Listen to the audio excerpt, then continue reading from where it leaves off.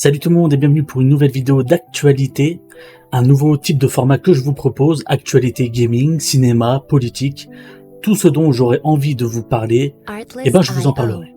Et on commence avec mon petit coup de gueule là, je vous avoue que je regarde ça parce que je vois que, je vous mettrai des images en même temps, incrustation, tout, j'essaierai de faire du bon montage pour cette émission. La Director's Cut édition du film Napoléon de Ridley Scott, que je n'ai pas vu. Je l'ai toujours pas vu. Il me tentait, mais je l'ai toujours pas vu. Et là, il y a une version Director's Cut avec plus de 48 minutes d'images en plus. Disponible partout. Ça y est, c'est disponible. Sauf pour nous, les Français. Non, parce qu'en France, tu sais, il y a la fameuse... Comment ça s'appelle ? Je crois que c'est la chronologie des médias. Attends, comment ils appellent ça ? La chronologie du cinéma. Cette fameuse chronologie du cinéma qui casse les couilles, qui font que, en France, sur Apple TV+, nous n'avons pas le droit à voir ce film. Alors vous pourrez le voir, il est disponible en français de partout, hein. Site de téléchargement illégal. Vous pouvez utiliser votre VPN pour le voir sur Apple TV+, Canada, États-Unis, ce que vous voulez. Mais alors en France, c'est non. En France, c'est non, à cause de la chronologie du cinéma de mes couilles. Mais il faudra attendre 2025, les gars, pour voir le film. Qu'est-ce que c'est que cette merde ?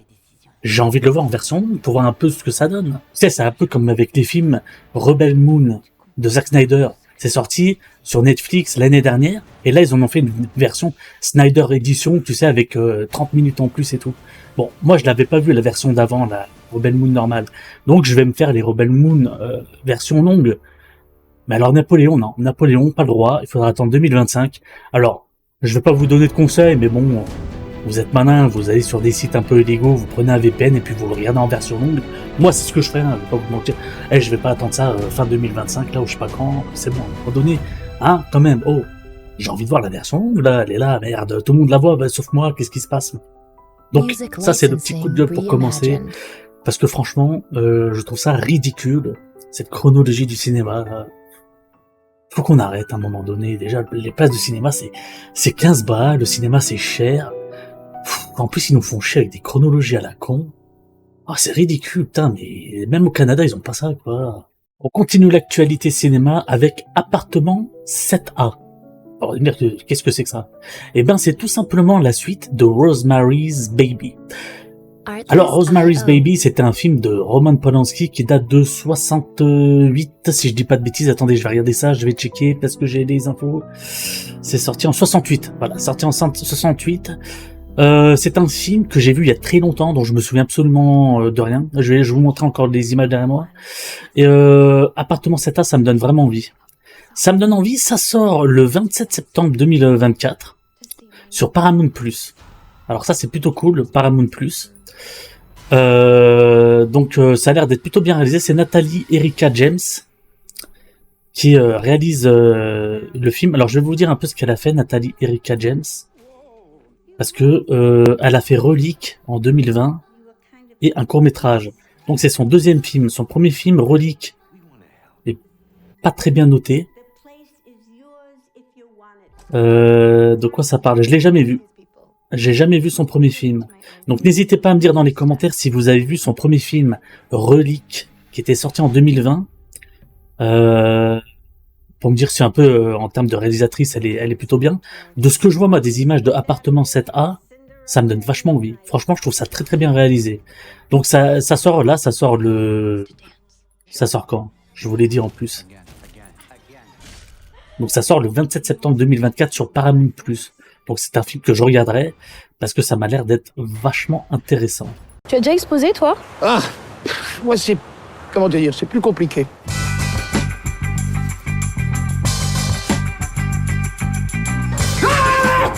C'est-à-dire que, personnellement, moi, je suis contre déjà le principe, le concept de exposer, exposant, oui, j'ai déjà exposé, oui.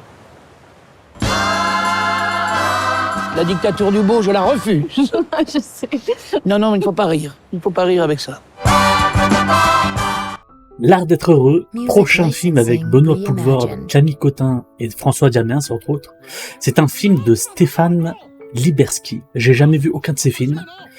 Je me dis pourquoi pas. Bon, ce sera certainement pas la comédie de l'année, mais pourquoi pas, voilà, regardez ça. Ça sort le 30 octobre 2024 en salle. Petit film, je pense, qui est bien regardé. Après, est-ce qu'il faut le regarder en salle ou pas? Bah, si vous avez un abonnement cinéma, pourquoi pas. Est-ce que ça a l'air d'être un bon film? Bon, il durera quand même 1h50. Alors, le pitch est plutôt pas mal, hein. Je vous lis le synopsis halluciné. Je me fais pas chier. Jean-Yves Machon, peintre mondialement méconnu et globalement malheureux, décide un jour de changer de vie. Il va chercher l'inspiration dans une petite ville normande afin de concevoir un chef-d'œuvre qui le vaudra enfin gloire et reconnaissance éternelle. Mais sa rencontre avec les artistes locaux, du chaleureux Bagnoul à l'habile Cécile, va quelque peu le faire dévier de son chemin et le mettra face à son rêve le plus profond, celui d'être un homme heureux tout simplement. Donc le pitch a l'air d'être plutôt sympa, voilà, donc petit film de comédie je pense, hein. Ouais, c'est une comédie qui a l'air pas mal, hein. Vous avez vu, je vous ai mis un peu des images des premiers 13 heures qui est sorti, à voir. On va parler de la série La Maison. Alors honnêtement j'ai vu le trailer, ça m'a vachement donné envie.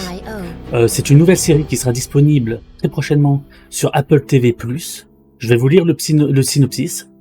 La haute couture côtoie le drame dans les coulisses d'une célèbre maison centenaire dirigée par une dynastie en plein scandale et forcée de se réinventer après la diffusion d'une vidéo impliquant le créateur star Vincent Ledoux. La maison de haute couture de sa famille ne tient plus qu'à un fil. Alors franchement, ça a l'air d'être vachement qualitatif.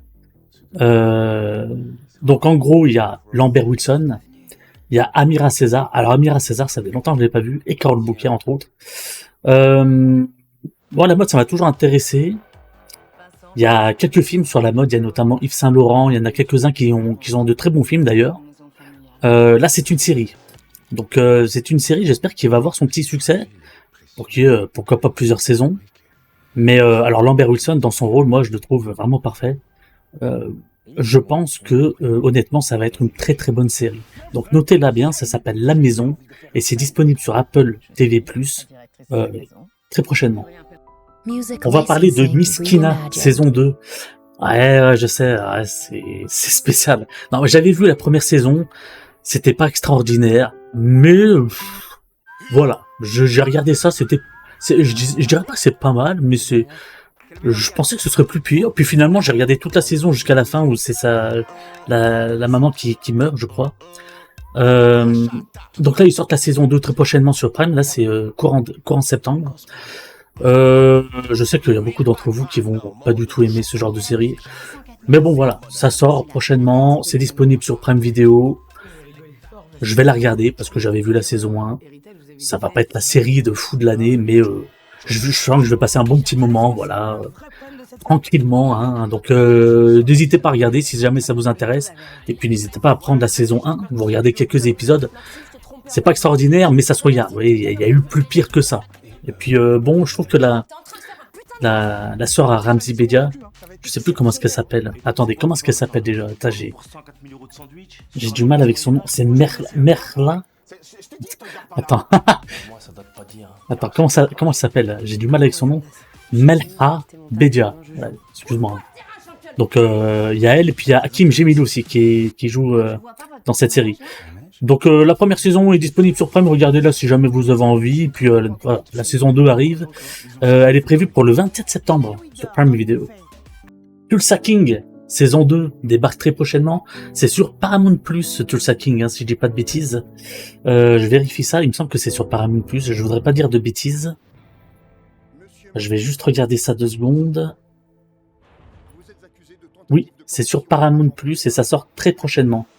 Tulsa King, saison 2, donc pour ceux qui n'ont pas vu la première saison, j'ai beaucoup aimé la première saison. L'histoire d'un ancien mafieux qui est envoyé par la mafia dans un petit coin reculé de l'Amérique, histoire de reprendre un peu les mains sur le business. Il va se faire trahir et tout, il va se développer son propre petit clan là-bas. J'avais beaucoup aimé la saison, elle était vraiment pas mal. Ce qui manque, c'est que, comme vous le savez, le comédien de doublage qui incarnait Stallone depuis tant d'années est décédé. Donc maintenant, c'est un autre comédien de doublage qui a pris la relève. Il n'aura plus la voix de Stallone. C'est vrai que c'est vachement dommage. Mais le comédien de doublage là, qui a l'air de faire la nouvelle VF, il s'en sort plutôt bien. Donc voilà, mais la voix de Stallone, c'est un peu comme la voix de Schwarzenegger et tout. C'est tellement des voix que je connais depuis 30 ans, 40 ans. Ça va être dur de passer outre, quoi. C'est un peu comme la VF euh, de d'Eddie Murphy, que c'est très difficile. Alors bien sûr, les comédiens de doublage qui reprennent ont du talent, hein, mais c'est vrai que t'as accroché à une voix pendant tant d'années et bah, tu te dis merde, c'est plus la même voix. C'est dommage. Mais en tout cas, la série est bien, donc j'ai hâte de voir cette saison 2, donc de Tulsa King. Au cinéma le 9 octobre, un documentaire spécial Warner, puisqu'il s'agit de Superman, l'histoire de Christopher Reeve. Alors, ils vont reprendre toute son histoire, avec notamment des images d'archives de son casting. Vous savez, Christopher Reeve, ça a été le premier Superman du cinéma iconique, hein, tout le monde le connaît. Et puis un jour, il a eu un accident de cheval, tout bête, mais qui lui a brisé la vie, puisqu'il est resté en fauteuil roulant toute sa vie. J'ai vu que grâce à ce documentaire et grâce à sa fondation, entre autres, ils avaient permis à beaucoup de gens à se développer au niveau de cette maladie et donc à faire ce que des gens aujourd'hui puissent réapprendre à marcher. Donc cette fabuleuse histoire d'un réel super-héros qui était l'acteur Christopher Reeve, qui sera disponible au cinéma uniquement le 8 octobre, le 9 octobre. Je sais pas pourquoi ils l'ont mis 15 jours. Maintenant, ils font de plus en plus ça, ils mettent des séances une fois par... J'y vais une fois. Ah d'accord, bah, je suis pas disponible. Ah, bah... Donc je pense qu'après, peut-être qu'ils le mettront sur Warner Bros TV ou Max TV, ou je sais plus comment ça s'appelle là.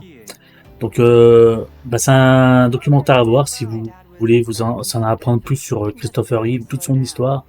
On la connaît, mais c'est toujours bien de revoir. J'espère qu'il y aura des documents inédits, des archives inédites et tout. La bande-annonce est vraiment cool. C'est assez touchant de voir sa famille parler et tout. Il y a des témoignages de sa famille.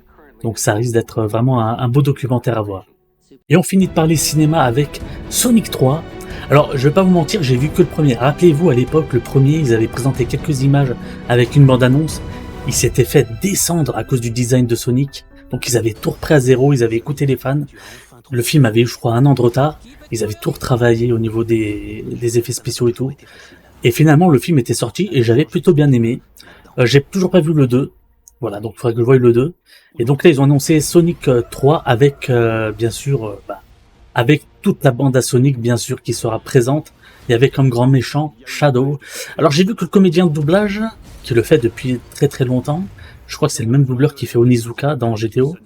Je crois que c'est pas lui qui fera la doublure, la voix dans ce Sonic 3, donc Shadow. Je l'ai vu sur TikTok, il avait fait un TikTok, il avait partagé ça. Je sais pas si c'est définitif ou pas, mais bon, ça m'embête un peu toujours quand il y a des comédiens de doublage qui sont accrochés comme ça à des personnages, qui sont remplacés par des youtubeurs ou des acteurs ou des machins. Ça m'embête toujours un petit peu, même si le doublage ça doit être une belle expérience. Quand t'as un mec qui fait le même doublage depuis 30 ans et puis qu'on te dit finalement c'est quelqu'un d'autre qui va le faire parce que c'est la nouvelle mode, c'est vrai que ça doit mettre un peu les nerfs. Donc je comprends pas trop un peu pourquoi ils font ça. J'espère qu'il fera le doublage pour le film. En tout cas, Sonic 3 ça sort à la fin de l'année. Au vu de la première bande-annonce, bah ça a l'air vachement cool. Donc moi j'ai pas vu le 2, je peux pas vraiment juger la série. J'avais bien aimé le 1, c'était plutôt cool.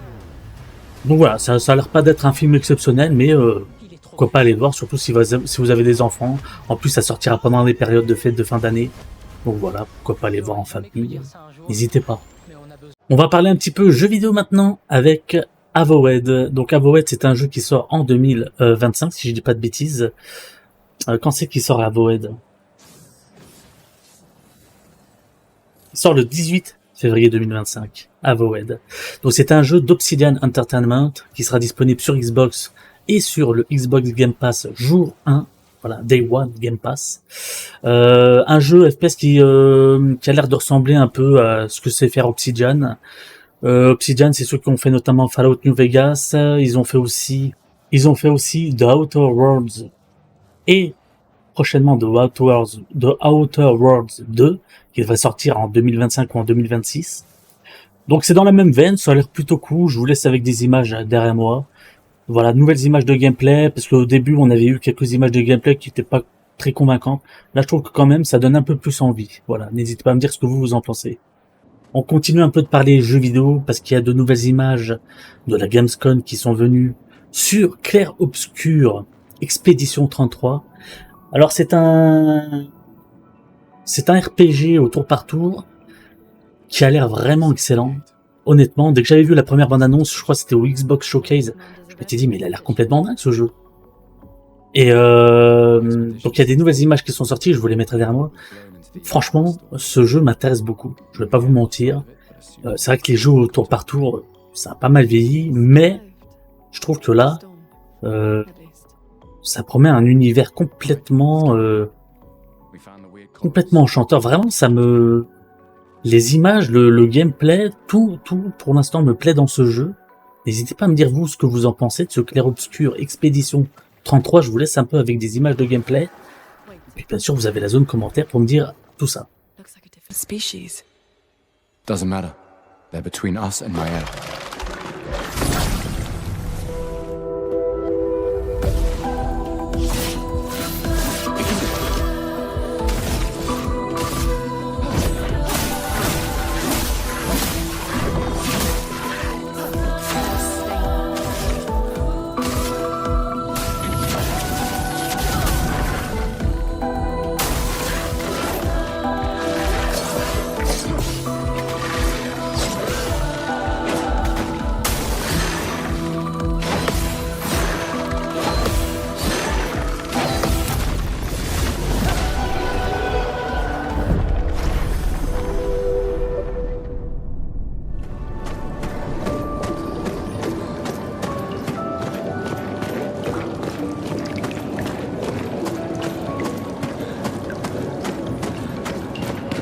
Over there.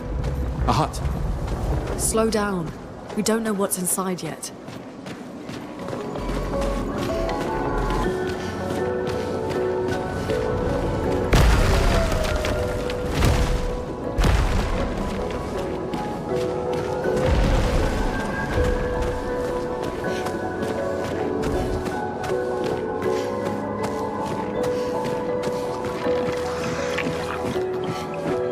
This building has a certain melancholy beauty.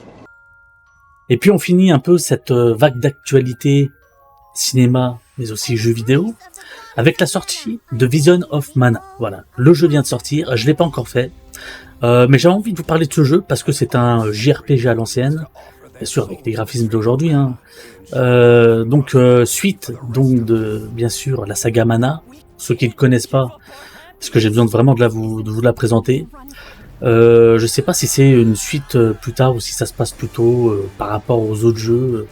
Je crois que c'est une suite en direct. Donc Vision of Mana, ça vient de sortir, donc n'hésitez pas à vous le procurer. Bon petit JRPG comme ça à l'ancienne de temps en temps, ça fait du bien. Je n'ai pas encore eu de retour au niveau des tests et tout. Si il est bien, j'espère qu'il est qualitatif. En tout cas de ce que je vois au niveau du trailer, là je vais vous montrer le trailer de lancement. Moi ça me donne envie. Voilà. Donc je vous donne rendez-vous pour plus tard, pourquoi pas découvrir ce jeu un peu plus tard. Je vous remercie d'avoir suivi cette première émission d'actualité jeux vidéo et cinéma. J'essaie de faire les choses un peu court, de faire un montage assez cuté, assez net. N'hésitez pas à me dire ce que vous en pensez. Je me développerai bien sûr au fil du temps et l'émission se développera et sera de plus en plus qualitative. J'essaie de pas trop parler, de vous les présenter rapidement pour pas trop que non plus ça fasse une vidéo d'1 heure. Mais n'hésitez pas à me dire si vous voulez la prochaine fois, vous voulez que ce soit un peu plus court, un peu plus long au niveau des explications de la série ou du film ou du jeu vidéo que je présente. Voilà, n'hésitez pas dans la zone commentaire à me le dire. N'hésitez pas aussi à soutenir la chaîne. N'hésitez pas à laisser un petit like, un petit com. Et n'hésitez pas à follower la chaîne, ça fait toujours plaisir. Je vous donne rendez-vous pour une prochaine vidéo d'actualité cinéma, jeux vidéo. Et pourquoi pas, on parlera d'un peu tout ce que j'ai envie. C'est l'actualité de Purzy. À plus tard. Salut tout le monde.